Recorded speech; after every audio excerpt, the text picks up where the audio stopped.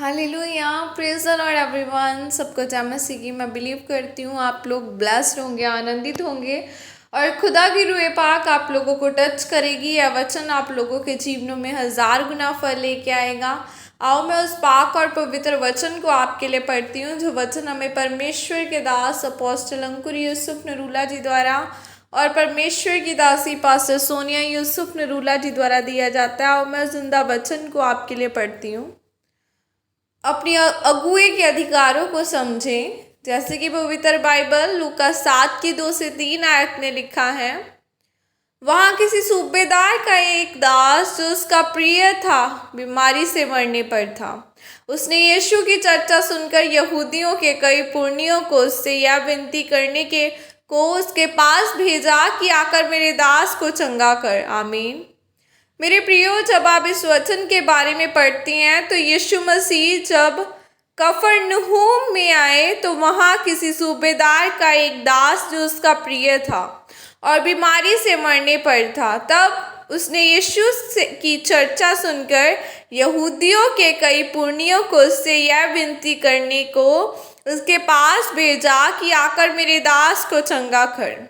और जो यीशु मसीह के चेले थे वो भी उसे जानते थे, तो उन्होंने यीशु मसीह से कहा कि परमेश्वर, या जो लोग आपके पास आए हैं आप इनका काम कर देना, क्योंकि ये अच्छे लोग हैं और उन्होंने आराधनालय को बनाया है, तो आप उनको चंगा कर देना। तब परमेश्वर यीशु मसीह भी तैयार हो गए उस नौकर को चंगा करने के लिए। और जब यीशु मसीह रास्ते में चंगा करने के लिए जा रहे थे तो सूबेदार ने उसके पास कई मित्रों के द्वारा कहला भेजा, हे प्रभु, दुख ना उठा, क्योंकि मैं इस योग्य नहीं कि तुम मेरी छत के तले आए।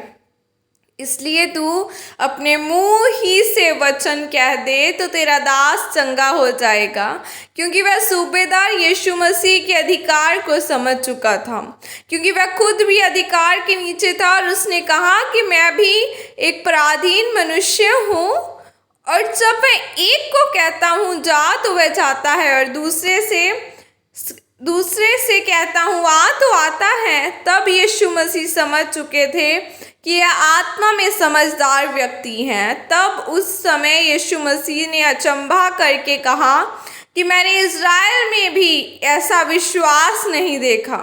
तब उसी बात के कारण वह दास चंगा हो गया। मैंने बहुत से ऐसे लोग देखे हैं जो मेरी चर्च में आकर लोगों पर हाथ रखकर प्रार्थना करते थे, तो मैंने उनको बोला कि जाओ अपनी चर्च खोलकर लोगों पर प्रार्थना करो। तो उनकी अपनी चर्च में उनसे कोई भी प्रार्थना करवाने के लिए नहीं आया, क्योंकि जब एक व्यक्ति अपने आत्मिक पिता के अधिकारों को तोड़कर काम करता है तब उनके जीवन में वह अभिषेक काम नहीं करता।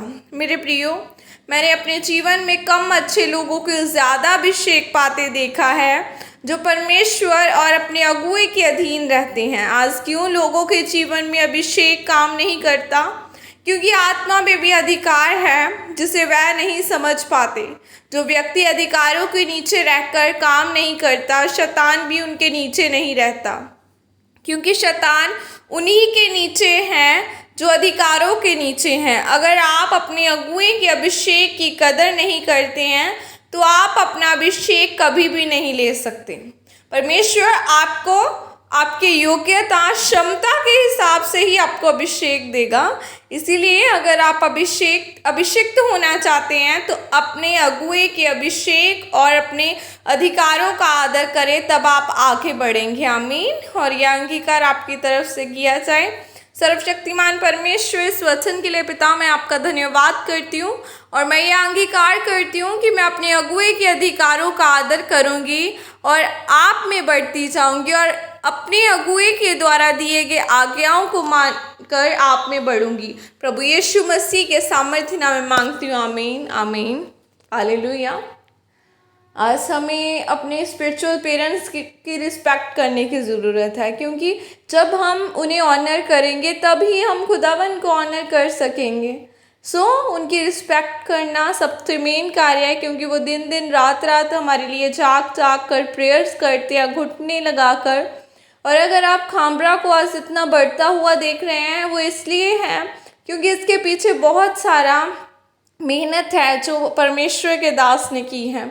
बहुत से उन्होंने फास्टिंग किए हैं, ये बोया है, खुदावन में बेस्ट दिया है खुदावन को, तो इसलिए इतनी बड़ी चर्च बनी है। आज लोग उनके जैसा बनना तो चाहते हैं लेकिन एफर्ट्स नहीं करना चाहते, प्रार्थना नहीं करना चाहते, वो चाहते हैं कि हमें ऐसे ही मिल जाए। लेकिन अपने आप बाइबल कहती है कुछ भी नहीं होता, इत्तेफाक नाम की बाइबल में कोई भी चीज़ नहीं है। सो आपको मेहनत करनी होगी खुदावन में। बाइबल में लिखा है मांगो तुम्हें दिया जाएगा, आज लोग मांगते ही नहीं है।